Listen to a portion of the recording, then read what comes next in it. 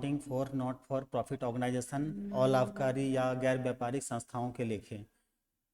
यह chapter 12th का पहला चैप्टर है और यह चैप्टर 10 मार्क्स में पूछा जाएगा सभी बोर्ड्स के लिए। तो इसमें हम लोग दो चीज़ सीखने वाले हैं। दरअसल संस्थाएं दो टाइप्स की होती हैं। पहला है प्रॉफिटेबल ऑर्गेनाइजेशन, लाभकारी या व्यापारिक संस्थान। दूसरा है नॉट फॉर प्रॉफिटेबल ऑर्गेनाइजेशन, अलाभकारी या गैर व्यापारिक संस्थान। तो पहला हम लोग सीखने की कोशिश कर रहे हैं प्रॉफिटेबल ऑर्गेनाइजेशन, लाभकारी या व्यापारिक संस्थान। ऐसी संस्थाएं जिसका प्रमुख उद्देश्य लाभ कमाना है, वह केवल लाभार्जन को प्राथमिकता देती है और मेन उद्देश्य है उसका लाभ कमाने, ऐसी संस्थान को हम लोग कहते हैं व्यापारिक या लाभकारी संस्थान। जैसे टाटा, बिरला, रिलायंस, मारुति इत्यादि। तो आप लोग देखते होंगे कि इन कंपनियों में अगर कोई भी प्रोडक्ट अगर हम लोग खरीदते हैं तो निश्चित तौर पर हम लोग को पैसा दे करके सामान को खरीदना होता है। क्यों? क्योंकि वह संस्था लाभकारी संस्था है, उनका मेन उद्देश्य क्या है? लाभ कमाना। तो इस तरीके से हम लोग कह सकते हैं कि वैसी संस्था जिसका मेन उद्देश्य है लाभ कमाना, मेन उद्देश्य है व्यापार करना, तो उस प्रकार की संस्थाओं को हम लोग व्यापारिक संस्थान अथवा लाभकारी संस्था बताएंगे। उदाहरण के लिए टाटा, बिरला, रिलायंस इत्यादि जो भी आप जिसमें पैसा दे करके सामान को, वस्तु को खरीदते हैं, आप उदाहरण आसानी से दे सकते हैं। यह लाभकारी संस्था का उदाहरण है। इसके बाद देखते हैं अलाभकारी संस्था या गैर व्यापारिक संस्था, नॉट फॉर प्रॉफिट ऑर्गेनाइजेशन। तो ऐसी संस्था है जिसका उद्देश्य लाभ कमाना नहीं है बल्कि अपने समाजों या सदस्यों को सेवा प्रदान करना है। तो ऐसी संस्था संगठन जो लाभार्जन को प्राथमिकता नहीं देती है बल्कि समाज के विभिन्न वर्गों को उचित दर पर सेवा प्रदान करने का काम करती है, वह अलाभकारी संगठन या गैर व्यापारिक संस्थाएं कहलाती है। वह केवल सेवा प्रदान करने का काम करती है। जैसे स्कूल, कॉलेज, हॉस्पिटल, मंदिर, मस्जिद इत्यादि जो है, इत्यादि का जो निर्माण होता है वह सेवा के लिए होता है, सेवा भाव के लिए होता है। इनका काम है कि कुछ आर्थिक मदद लेकर के और लोगों को मदद करना, लोगों को सेवा प्रदान करना। तो इस तरीके से कह सकते हैं अलाभकारी संस्थान में कि वैसी संस्था जिसका उद्देश्य लाभ कमाना नहीं है बल्कि अपने सदस्य या समाज को सेवा प्रदान करना है, तो ऐसी संस्था को अलाभकारी या गैर व्यापारिक संस्थान कहलाती है, क्योंकि यह व्यापार नहीं करती है, यह केवल सेवा प्रदान करने का काम करती है। तो इसी क्रम में हम लोग आगे बढ़ते हैं। अब तो हम लोग मेन अभी सीखने जा रहे हैं अलाभकारी संस्था, accounting for not for profitable organization, अलाभकारी संस्थान या गैर व्यापारिक संस्थान। तो इसमें हम लोग को तीन चीज़ें सीखनी है। पहला है रिसीट एंड पेमेंट अकाउंट, प्राप्ति एवं भुगतान खाता। दूसरा है इनकम एंड एक्सपेंडिचर अकाउंट, आय एवं व्यय खाता। और तीसरा है बैलेंस शीट, आर्थिक चिट्ठा। तो चलिए सबसे पहले हम लोग सीखने की कोशिश करते हैं रिसीट एंड पेमेंट अकाउंट। तो रिसीट एंड पेमेंट अकाउंट अलाभकारी संस्था का ही है। इसमें पहला हम लोग सीखेंगे receipt and payment account. Receipt and payment account सीखने के लिए हम लोग सबसे पहले यह बात करें कि हम लोग अभी जो काम कर रहे हैं वो अलाभकारी संस्था के लिए काम कर रहे हैं या गैर व्यापारिक संस्थान के लिए काम कर रहे हैं। गैर व्यापारिक मतलब वो व्यापार नहीं कर रही है, लोगों को मदद करने का काम करती है। तो मदद करने के लिए थोड़ा बहुत तो आपको पैसों की आवश्यकता होगी। तो उन पैसों को कहाँ से एकत्रित किया जा सकता है?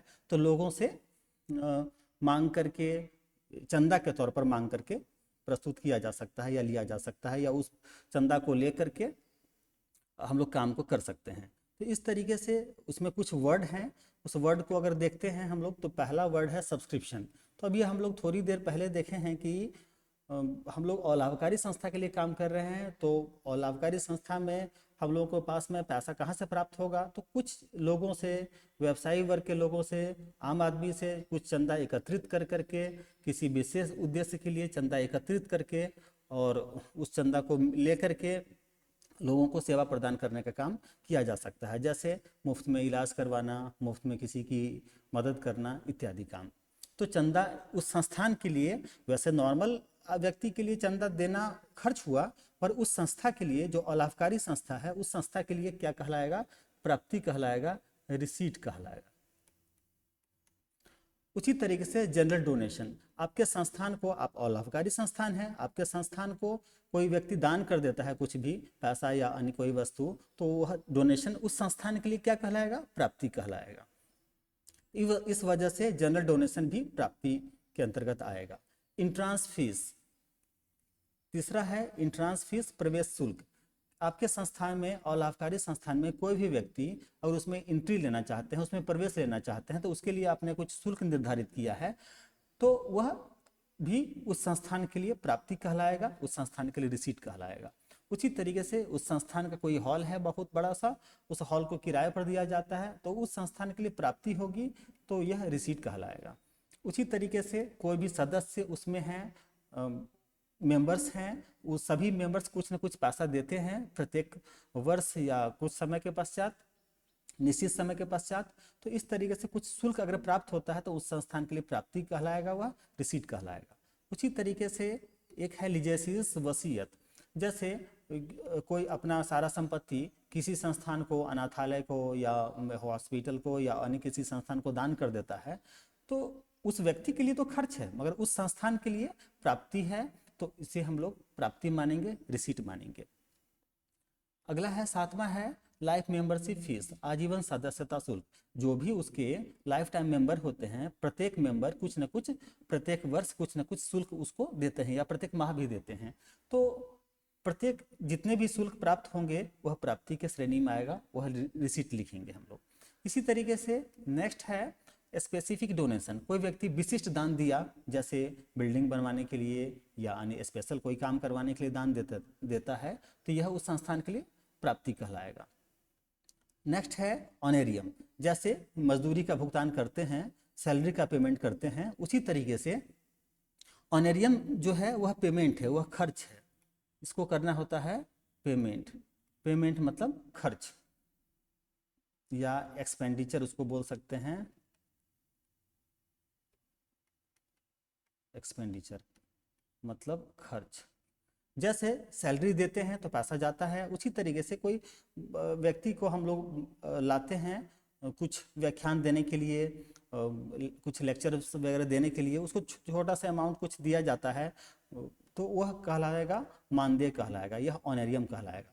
तो इस तरीके से कुछ वर्ड अभी हम लोग सीखे हैं, इस वर्ड की आवश्यकता हमें बार बार होने वाली है। फिर चलिए आगे बढ़ते हैं।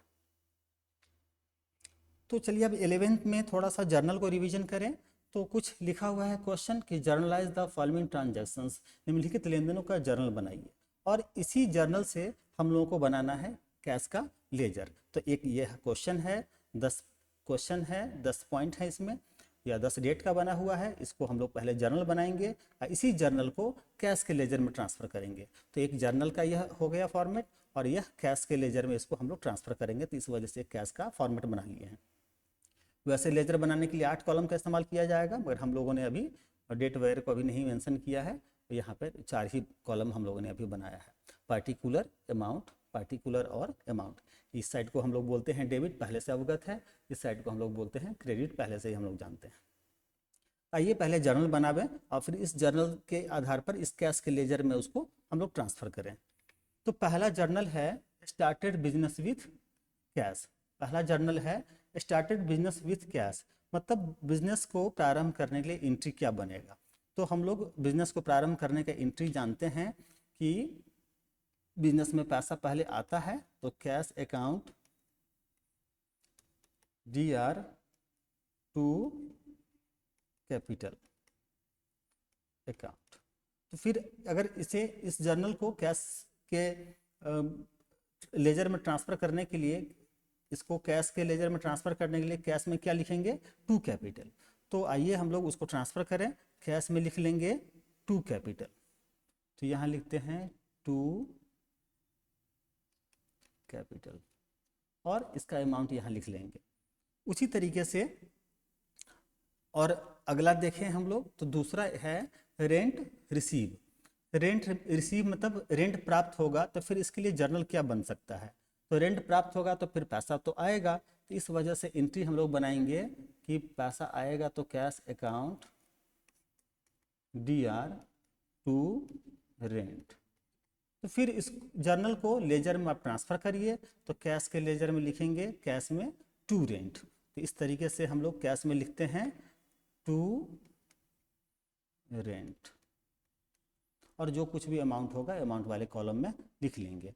इसी तरीके से अब तीसरा को देखते हैं, तो लिखा हुआ है कमीशन रिसीव। कमीशन रिसीव मतलब कमीशन मिला है, कमीशन मिलता है तो फिर एंट्री होगा, कमीशन मिलेगा तो पैसा आएगा, इस वजह से होगा cash account DR to commission. तो एंट्री लिखते हैं कि कैश अकाउंट DR टू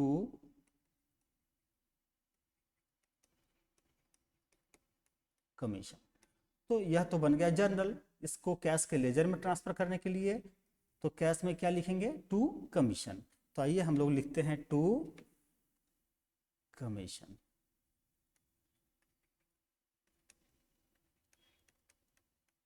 और यह हो गया।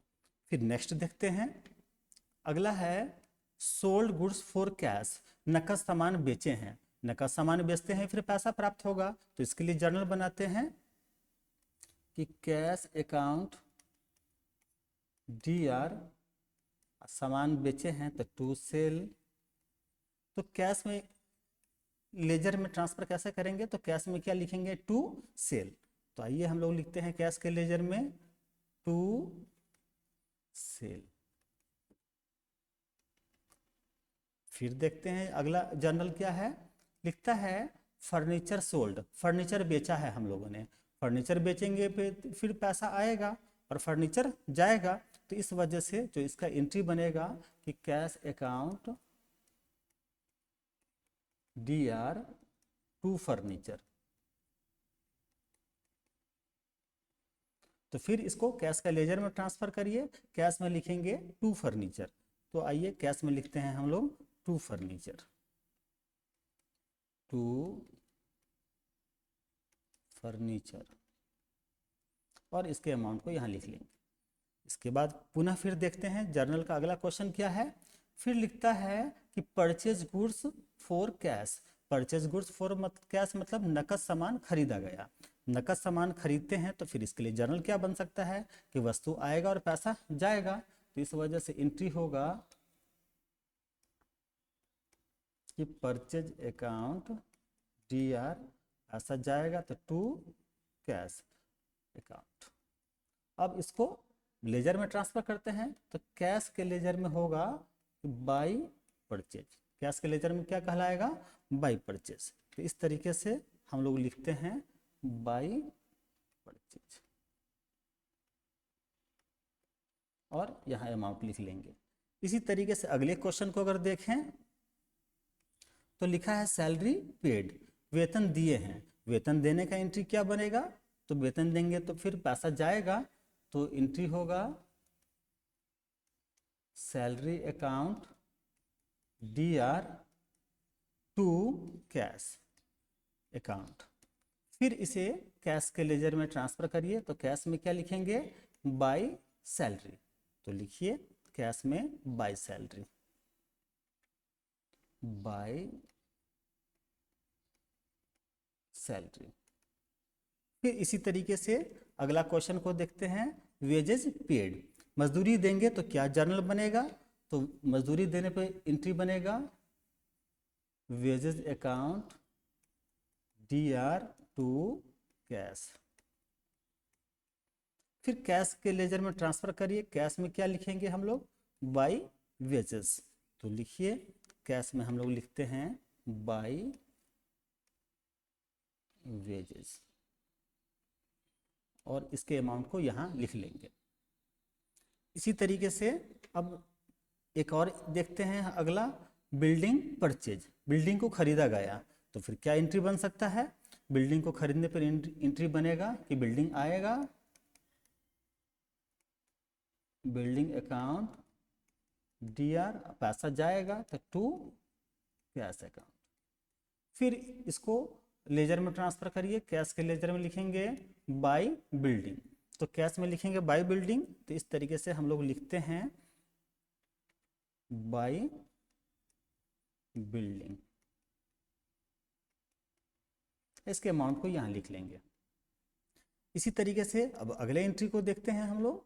तो अगला एंट्री लिखा हुआ है आउटस्टैंडिंग सैलरी, सैलरी बाकी। तो सैलरी बाकी होगा तो इसके लिए एंट्री बनता है कि सैलरी अकाउंट DR, पैसा जाता तो टू कैश होता, और पैसा तो यहाँ जा नहीं रहा है, बाकी है, इस वजह से लिखेंगे आउटस्टैंडिंग सैलरी। क्या इसमें कैश है? तो कैश ना तो डेबिट में है ना तो क्रेडिट में है, इस वजह से इस कैश के लेजर में इसका ट्रांसफ़र बिल्कुल भी नहीं होगा। तो इस तरीके से इसके लेजर में हम लोग ट्रांसफ़र नहीं करेंगे, तो इसका एंट्री बन गया, इतना ही तक रहेगा। तो कैश का लेजर बन चुका है, और कैश के लेजर को हम लोग अगर पहले से कुछ कैश रहता था तो टू बैलेंस बीडी लिख देते थे, और इन सभी को जोड़ लेंगे, इन सभी अमाउंट को ऐड कर देंगे, टोटल यहाँ पर लिख देंगे, और ठीक सामने सामने अमाउंट वाले कॉलम में सेम अमाउंट लिख लेंगे, और इन सभी अमाउंट्स को माइनस कर देंगे, और जो बचेगा वह कहलाएगा बाय बैलेंस CD। यह कहलाएगा बैलेंसिंग फिगर में। बैलेंसिंग फिगर मतलब माइनस करके जो आया है वह कहलाता है बैलेंसिंग फिगर। तो इस तरीके से यह कैश का लेजर कंप्लीट हुआ। जर्नल से लेजर में हम लोगों ने ट्रांसफ़र किया। इसको हैंड राइटिंग फॉर्म में नहीं देख करके रिटर्न फॉर्म में देखते हैं, तो इस तरीके से आपका बन चुका है। तो यह जो भी अमाउंट यहाँ से आया था, इन सभी अमाउंट को हम लोगों ने जोड़ लिया था, और यह कहलाया टोटल। सामने सामने लिखा, इन सभी को हम लोगों ने माइनस कर दिया, जो आया वह कहलाया बैलेंस CD। तो ध्यान में अब सीखने वाली आगे बात क्या है इसमें, कि हम लोग इसी कैश की मदद से, इसी कैश की लेजर की मदद से हम लोग सीखने वाले हैं रिसीट एंड पेमेंट अकाउंट। तो अभी जो आपने कैश का लेजर देखा है, थोड़ा सा इसमें चेंज करेंगे। थोड़ा सा चेंज क्या करेंगे कि यह कैश जो है, इस कैश के बदले में हम लोग लिख लेंगे receipt and payment account. Receipt and payment account, cash को काट करके लिख लेंगे रिसीट एंड पेमेंट अकाउंट। और यहाँ जो पार्टिकुलर है, पार्टिकुलर के बदले में आप लोगों ने देखा है कि पूंजी से पैसा आया था तो यहाँ रिसीट लिखे थे, फिर रेंट से पैसा आया था तो रिसीट साइड लिखे थे, मैंने प्राप्ति हुई थी, कमीशन मिला था तो प्राप्त पैसा आया था, सामान बेचे थे तो पैसा आया था, फर्नीचर बेचे थे तो पैसा आया था। तो पैसा आना मतलब रिसीट। और इस साइड देखते होंगे आप, सामान खरीदे थे तो पैसा गया था, वेतन दिए थे तो पैसा गया था, मजदूरी का पेमेंट किए थे तो पैसा गया था, बिल्डिंग खरीदे थे तो पैसा गया था। पैसा गया मतलब पार्टिकुलर को काट करके हम लोग लिखेंगे पेमेंट। तो इस तरीके से रिसीप्ट मतलब प्राप्ति और पेमेंट मतलब भुगतान। तो रिसीट एंड पेमेंट अकाउंट इसी तरीके से बनेगा। तो ओवरऑल हम लोग अगर देखें इसको पूरे फॉर्म में, तो ऊपर में कैश को हटा करके हम लोगों ने क्या लिख लिया, रिसीट एंड पेमेंट अकाउंट। और यहाँ जो पार्टिकुलर लिखे थे इसके बदले में क्या लिख लिया, रिसीट, फिर अमाउंट, फिर इधर पार्टिकुलर के बदले में पेमेंट, और फिर अमाउंट। डेबिट क्रेडिट सब कुछ सेम टू सेम रहेगा। अंदर में जो मटेरियल है सब कुछ सेम होगा, कैश के तरीका का ही काम करेंगे, मगर ऊपर में हेडिंग जो है वह चेंज हो जाएगा, वह हेडिंग हो जाएगा रिसीट एंड पेमेंट अकाउंट। तो इस तरीके से आसानी से हम लोग सॉल्व कर सकते हैं रिसीट एंड पेमेंट अकाउंट। मगर याद रखना पड़ेगा कुछ चीज़ कि रिसीट एंड पेमेंट अकाउंट हम लोग और अलग से देखते हैं, क्योंकि उसमें कुछ अलग से चीज़ें आएंगी जो हम लोग वर्ड वगैरह सीखे थे अभी, वह चीज़ें सब आने वाली हैं। तो इस तरीके से रिसीट एंड पेमेंट अकाउंट का कुछ फॉर्मेट हम लोग दिए हैं। तो रिसीट अमाउंट, पेमेंट अमाउंट यह लिखा हुआ है। सबसे पहला लिखा हुआ है टू बैलेंस BD। तो इसमें कैश और बैंक साथ में बनाएंगे, तो कैश का कुछ अमाउंट होगा तो यहाँ लिख लेंगे, कुछ बैंक का भी अमाउंट होगा तो यहाँ लिख देंगे, दोनों मिला करके यहाँ लिखेंगे। और उसी तरीके से जो अंत में आया था CD में भी कैश का कुछ आएगा, कुछ बैंक का आएगा, दोनों मिला करके यहाँ हो जाएगा। तो यह तो था शुरुआती जो बैलेंस BD और CD का अमाउंट। अब रिसीट साइड में हम लोगों को दो भागों में बांटा गया है। एक बांटा गया है रिवेन्यू रिसीट, दूसरा बांटा गया है कैपिटल रिसीट। पेमेंट साइड में भी दो पार्ट में बांटा गया है, एक बांटा गया है रिवेन्यू पेमेंट, दूसरा बांटा गया है कैपिटल पेमेंट। रिवेन्यू पेमेंट किसे बोलेंगे, तो वैसा पेमेंट जिसमें जैसे रेंट देना, रेट्स देना, टैक्सेस देना, सैलरी देना, वेजेस देना, ऑनरियम देना, उसमें जिसमें पैसा अभी गया है फिर वह पैसा वापस उसको सेल करके फिर वापस पैसा आ नहीं सकता है, तो यह कहलाएगा रिवेन्यू पेमेंट या रिवेन्यू एक्सपेंडिचर। कैपिटल पेमेंट का क्या मतलब है, जिसमें अभी पैसा गया है मगर इसको बेच करके दोबारा पैसा प्राप्त कर सकते हैं, तो यह कहलाया कैपिटल पेमेंट। जैसे बिल्डिंग को अभी खरीदे हैं, अभी पैसा गया है खरीदने में, मशीनरी खरीदे हैं तो पैसा गया है, फर्नीचर खरीदे हैं तो पैसा गया है, मगर इसको खरीदने के बाद अगर भविष्य में चाहें तो इसको बेच करके पैसा वापस आ सकता है, तो यह कहलाएगा कैपिटल एक्सपेंडिचर या कैपिटल पेमेंट कहलाएगा। तो आपको पता चल चुका होगा रेवेन्यू एक्सपेंडिचर मतलब कि अभी जो इस काम में पैसा गया फिर वापस मिलने वाला नहीं है, तो यह कहलाया रेवेन्यू पेमेंट या रेवेन्यू एक्सपेंडिचर। और उस काम में पैसा जाना जिसमें भविष्य में फिर पैसा इससे वापस आ सकता है, तो यह कहलाया कैपिटल पेमेंट या कैपिटल एक्सपेंडिचर। उसी तरीके से रेवेन्यू रिसीट मतलब पैसा जो आया है फिर इसे दोबारा चुकाने की आवश्यकता नहीं है, हम लोग इस अपने तरीके से अन्य कामों में लगा सकते हैं, अन्य सोशल वर्क में लगा सकते हैं, मगर यहाँ पे इसको फिर जिससे लिए हैं जहाँ से मिला है वहाँ पर चुकाने की आवश्यकता नहीं है, तो यह कहलाया रेवेन्यू रिसीट। कैपिटल रिसीट में भी जो व्यक्ति जहाँ से भी पैसा प्राप्त हुआ है तो वहाँ स्पेशल काम के लिए पैसा प्राप्त हुआ है तो वह काम हमें करके देना होगा, तो इस कारण से इसको यह कहलाता है कैपिटल रिसीट। एक प्रकार की जिम्मेवारियाँ भी हुई। तो सभी डेबिट साइड को जोड़ लेंगे, वो रेवेन्यू रिसीट हो या कैपिटल रिसीट हो, बैलेंस बिडी होगा, सबको जोड़ लेंगे, ठीक सामने सामने लिखेंगे जोड़ करके, और रेवेन्यू पेमेंट या कैपिटल पेमेंट जो भी होगा इन सभी को माइनस कर लेंगे, जो बचेगा वो कहलाएगा बाय बैलेंस CD। तो इस तरीके से हम लोग रिसीट एंड पेमेंट अकाउंट आसानी से सॉल्व कर सकते हैं, just as a cash book के तरीके का है। तो कैश हम लोग शुरुआत में सीख चुके हैं, कैश जो बनता है, कैश कौन सा अकाउंट होता है, कैश संपत्ति होता है, तो इस वजह से रिसीट एंड पेमेंट अकाउंट कौन सा अकाउंट है होगा, संपत्ति रियल अकाउंट होता है, तो इस वजह से receipt and payment account real account है। थोड़ा हम लोग थ्योरी के बारे में देखें तो और पता चलेगा। एक क्वेश्चन है, प्राप्ति एवं भुगतान खाता की विशेषताओं को बताइए या विशेषताओं को लिखिए। तो पहला विशेषता है यह एक रियल अकाउंट है। क्यों रियल अकाउंट है? क्योंकि यह कैश के जैसा बनता है। कैश मतलब संपत्ति, हम लोग पहले से ही सीख चुके हैं कि कोई भी नाम वगैरह हो तो पर्सनल अकाउंट, संपत्ति हो तो रियल अकाउंट, और खर्च या इनकम प्रॉफिट लॉस हो तो नॉमिनल अकाउंट। तो संपत्ति है, कैश क्या है? संपत्ति है, इस वजह से यह कौन सा अकाउंट है? रियल अकाउंट है। अभी हम लोग इसमें देखें तो इसके डेबिट साइड में सभी प्राप्तियों को दिखाया जाता है। अभी हम लोग देखें तो प्राप्ति मतलब रिसीट। अगर डेबिट साइड को देखें तो डेबिट साइड में सभी किसको दिखाया जाएगा? रिसीट मतलब प्राप्तियों को दिखाया जाता है। और क्रेडिट साइड में सभी पेमेंट मतलब भुगतानों को दिखाया जाता है। तो इस तरीके से यहाँ देखते हैं हम लोग कि इसके डेबिट साइड में सभी रोकड़ प्राप्तियों को दिखाया जाता है और उसके क्रेडिट पक्ष में सभी रोकड़ भुगतानों को दिखाया जाता है। तो क्यों दिखाया जाता है रिसीट डेबिट साइड में प्राप्तियों को, क्यों क्रेडिट साइड में सभी भुगतानों को दिखाया जाता है, यह स्पष्ट हो चुका है। अगला है कि इसमें दिखाई जाने वाली प्राप्तियां भुगतान आगामी वर्ष, गत वर्ष या किसी भी वर्ष से संबंधित हो सकते हैं। जैसे पिछला वर्ष, गत वर्ष मतलब पिछला वर्ष, करेंट ईयर मतलब जो चालू वर्ष है, सो आगामी वर्ष मतलब जो आने वाला वर्ष है। किसी भी वर्ष से संबंधित हो, अगर नकद पैसा प्राप्त हो रहा है तो रिसीट साइड लिखेंगे, और पैसा पेमेंट कर रहे हैं तो पेमेंट साइड लिखेंगे, चाहे वह किसी भी वर्ष का हो, इससे मतलब नहीं है, किसी भी वर्ष का हो हम लोग लिखेंगे इसी तरीके से। तो अगला है, इसमें आउटस्टैंडिंग या प्रीपेड एक्सपेंसेस या एकर्ड इनकम का लेखा नहीं किया जाता है। थोड़ी देर पहले हम लोगों ने देखा था कि जर्नल आउटस्टैंडिंग का बनाया था, तो हम लोगों ने उसको नहीं लिखा था आउटस्टैंडिंग रेंट का, क्योंकि ना तो उसमें पैसा आया था ना तो पैसा उसमें गया था। तो इस वजह से इसमें आउटस्टैंडिंग इत्यादि, एकर्ड इनकम इत्यादि का लेखा नहीं किया जाता है।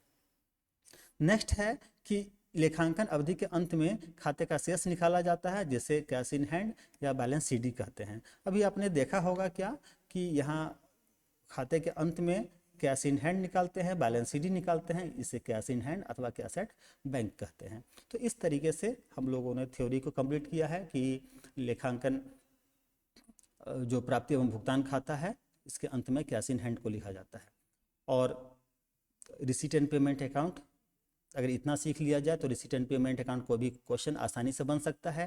थोड़ा सवाल के ऊपर में हम लोग अब चलेंगे, तब तक इसका रिवीजन करिए, फिर नेक्स्ट क्लास में हम लोग क्वेश्चन के ऊपर में चलेंगे। चलिए, थैंक्स फॉर वाचिंग।